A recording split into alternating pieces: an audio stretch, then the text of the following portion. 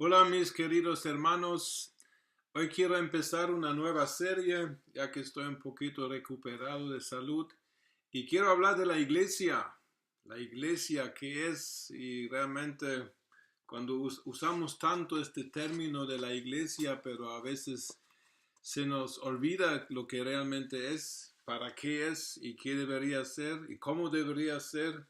Y entonces, ojalá que Dios nos ayude en esta serie para aclarar unos asuntos, para corregir unos asuntos y sobre todo para que todos, pero todos volvamos a tener un amor genuino a esta cosa que le llamamos iglesia.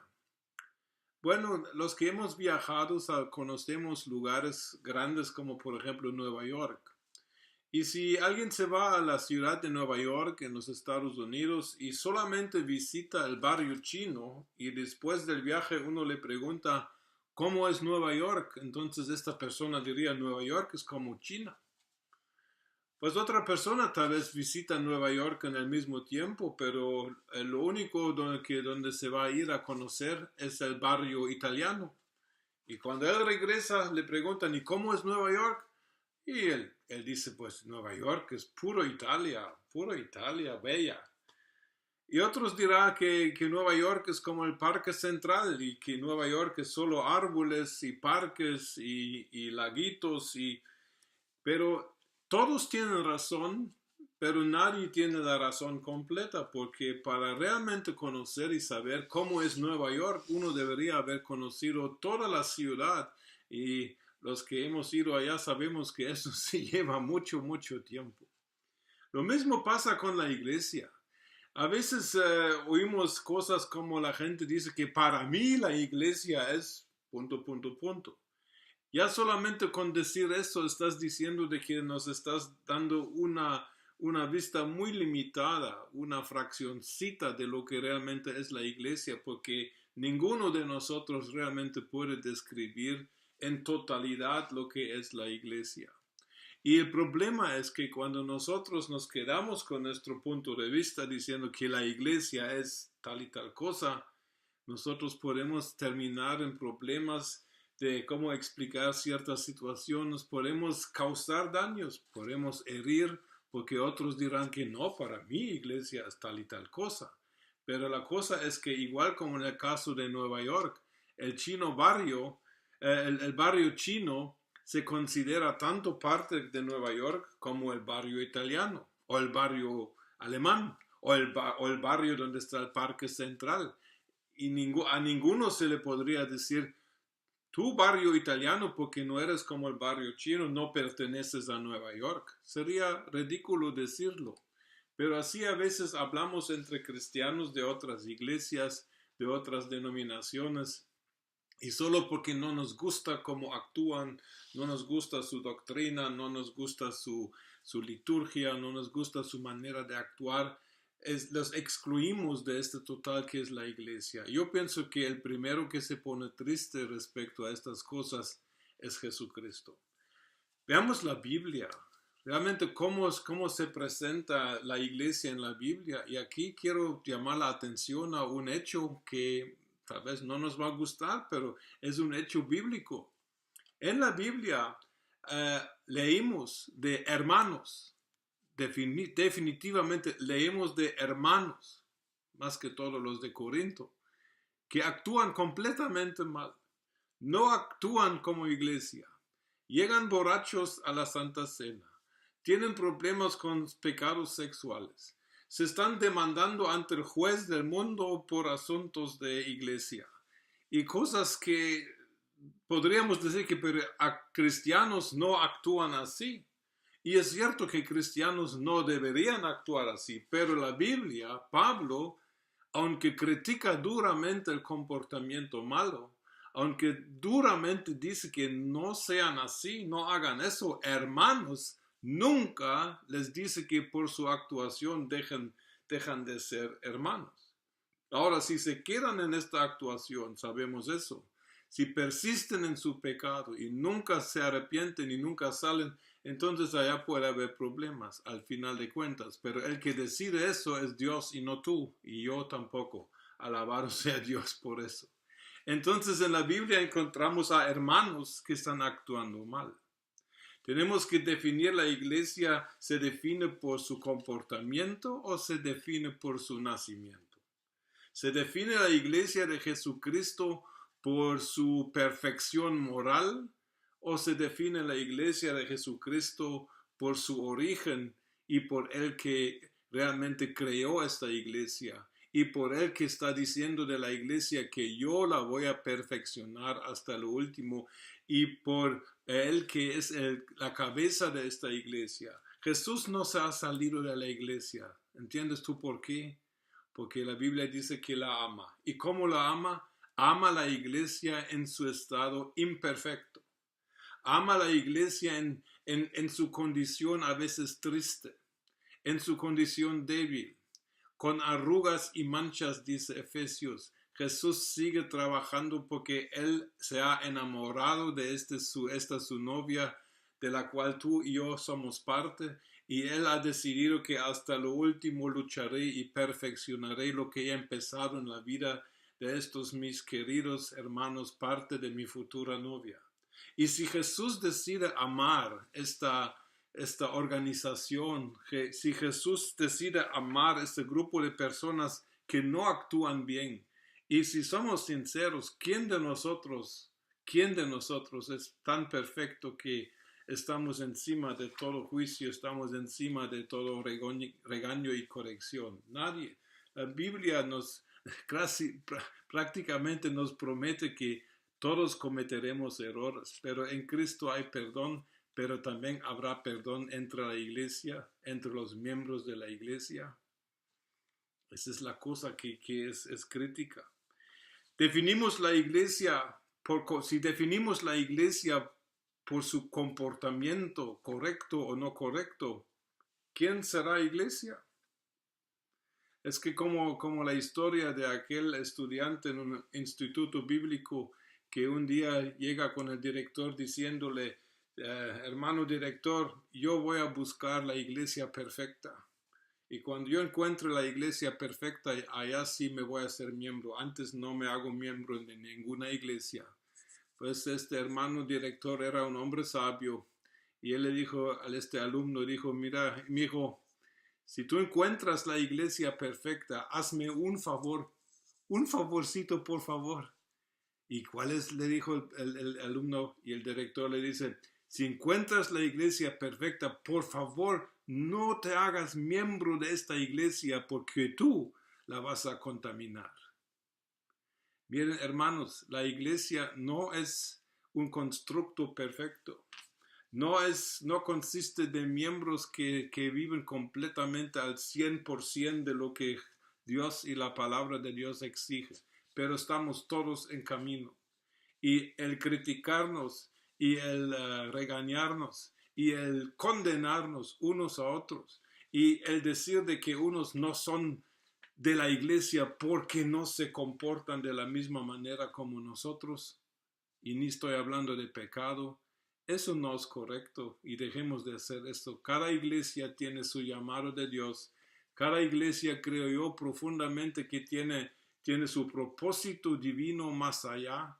Y no somos jueces nosotros para decir eso. Y si Jesús confirma a la iglesia, ¿quién somos nosotros para decir que realmente no es? Algunos, como han sufrido en iglesias, y todos hemos sufrido en iglesias, y eso es normal porque la iglesia consiste de seres humanos que están en camino a la perfección, pero no hemos llegado a esta perfección completa en nuestro comportamiento. Algunos, por haber sido heridos, empiezan a buscar alternativas, empiezan a buscar definiciones alternativas de la iglesia. Algunos me han dicho, pues iglesia es donde hay 2 o 3 reunidos en el nombre de Jesús. Y es cierto que Mateo 18 dice que donde hay 2 o 3 reunidos en mi nombre, ahí estaré yo. Pero allá no dice que es iglesia, allá no solamente dice que donde hay 2 o 3 reunidos está Jesús. Pero iglesia es más que 2 o 3. Otros dirán que la iglesia es el hogar, el papá, la mamá, los hijos, el papá, el sacerdote de su casa, y eso ya es iglesia, ¿no? La Biblia en 1 Timoteo 3 dice de que el requisito para ser anciano de una iglesia es que uno realmente sepa gobernar su casa. Quiere decir, la iglesia tiene que ser más grande que una casa. Entonces, ¿qué es la iglesia realmente? La iglesia tiene que ser más grande que 2 o 3, porque hay más de 2 o 3 dones. Hay más de 2 o 3, o hay más que 5 o 6 dones y ministerios y llamados y operaciones. Hay un total de 25 a 30 dones sobrenaturales, dependiendo cómo uno lo cuenta. Hay un montón de ministerios. Hay los 5 ministerios de apóstol, profeta, evangelista, pastor y maestro. Entonces la iglesia tiene que ser más grande que un grupo chiquititío. Y entonces empezamos con lo más importante de qué es la iglesia, y con eso ya termino esta introducción a este tema grande de la iglesia. ¿Qué es la iglesia desde el punto de Dios? Nosotros podemos especular, podemos desarrollar teologías, podemos sacar estudios bíblicos, fundamentarlos con un montón de versículos, pero realmente nuestra opinión de lo que es la iglesia debería estar en segundo lugar. ¿Qué es lo que realmente es la iglesia desde el punto de vista de Dios, del que la inventó y del que la sostiene con su Santo Espíritu?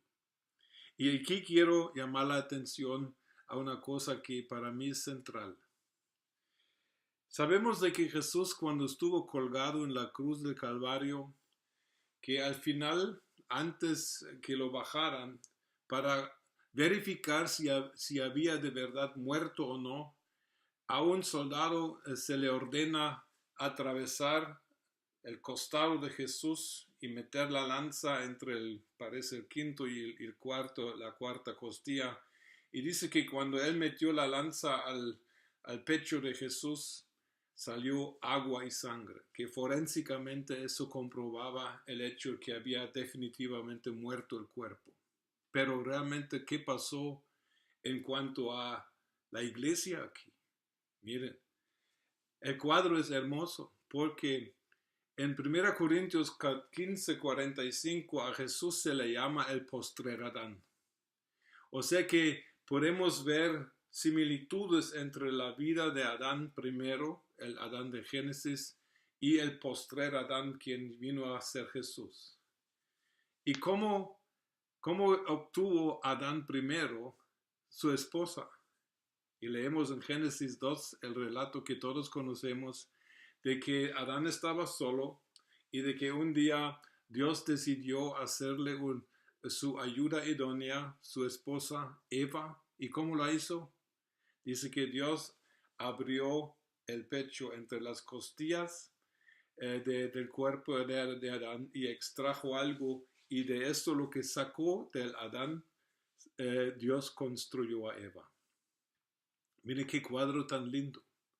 La esposa de Adán y la esposa del postrer Adán, Eva y la iglesia, tienen algo en común. Son sacados del lugar más cercano del corazón de Dios, del corazón de Jesucristo en la cruz del Calvario. Nosotros, la iglesia, somos un asunto del corazón de Dios. Allá está metido todo el corazón de nuestro Padre. Allá está metido todo el corazón tan lindo de nuestro Dios, el Padre en los cielos. Y Él saca la esposa de su Hijo Jesucristo. Nosotros la saca de cerca de su corazón. Y tenemos que entender que si la iglesia es un asunto de corazón, si es un asunto que ese es lo más valioso, cuando hablamos de asuntos del corazón, estamos hablando de lo que es más valioso en nuestra vida. Hablamos de que te amo de todo corazón, te quiero de todo corazón. Cuando se está incluido el corazón, estamos hablando de lo más santo, de lo más deseado, lo más hermoso que tenemos en la vida. ¿Y qué es lo más hermoso que Jesucristo tiene en la vida? es su esposa, somos nosotros. Él se sacó, fuimos creados en cierta manera desde el lugar cerca del corazón de Jesús, porque salió agua y sangre. Por la sangre nuestros pecados son perdonados y somos hechos justos otra vez. Y por el agua que simboliza el Espíritu Santo, nacemos de nuevo. O sea que la iglesia en cierta manera no nació en el día de Pentecostés, sino que nació en la cruz del Calvario, cuando cerca del corazón de Jesús salieron estos dos líquidos que nos hicieron lo que hoy somos, la esposa del Cordero, por la sangre de Cristo y por el Espíritu de Dios. Entonces, hermanos, ¿qué significa eso para nosotros? La iglesia debe ser un asunto de corazón para nosotros. La iglesia no debería ser abusada ni mal usada por nosotros como un lugar donde nada más son satisfechos nuestros deseos religiosos. La iglesia es la esposa de Jesucristo, el Hijo de Dios. Y la iglesia tiene tanto valor de que Dios dio su vida por esta mujer, de que Jesús se dio completamente. Y por eso la Biblia dice en relación a la iglesia y en relación al matrimonio lo siguiente en Efesios 5:29 dice, porque nadie aborreció jamás su propia carne, sino que la sustenta y la cuida, como también Cristo a la iglesia. Nadie dice, nadie aborreció jamás su propia carne. Lo está diciendo al esposo en relación a su esposa, hablando de seres humanos. Pero luego hace el puente y hace la relación y el conecte con la relación entre Jesús y la iglesia. Nosotros los esposos deberíamos amar a nuestras esposas como nuestra propia carne, dice, como nuestra propia vida. Y Jesús es nuestro ejemplo. Él ama a la iglesia como su propia carne. Y nadie ha aborrecido jamás su propia carne. ¿Por qué lo hacemos nosotros? ¿Por qué hay tanto aborrecimiento y odio hacia aquellos quienes forman parte de la novia de Jesucristo, de la iglesia de Dios? ¿Por qué odiamos? ¿Por qué nos maltratamos? ¿Por qué nos odiamos? ¿Y por qué hacemos y hablamos cosas, pestes encima de otras partes del cuerpo de Cristo? Que es horroroso. En los ojos de Dios, la iglesia es lo más valioso que está en la tierra. En los ojos de Dios, cuando estudiamos todos los ejemplos que Dios pone para describir la iglesia, en los ojos de Dios, la iglesia es una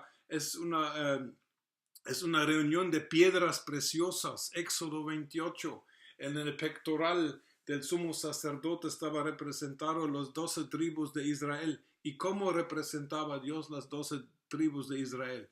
12 piedras preciosas en engaste de oro.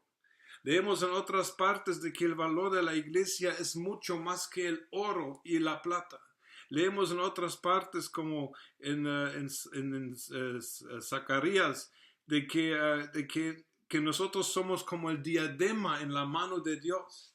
Cuando Dios habla de la iglesia, cuando Dios habla del pueblo de Dios, habla de piedras preciosas. Y por eso Pablo dice en 1 Corintios 3, del 11 al 15, de que debemos construir nuestra vida sobre la base de nuestra salvación, que es puesta por Jesús.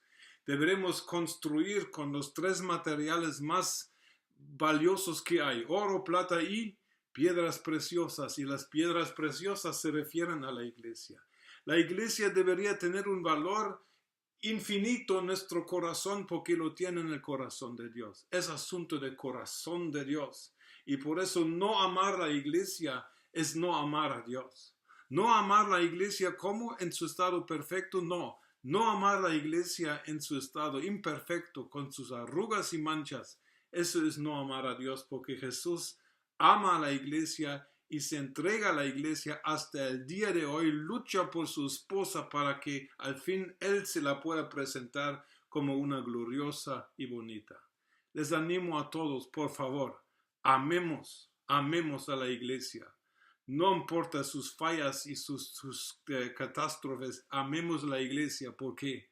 Porque Dios ama su iglesia. Y con eso les deseo un muy feliz fin de semana.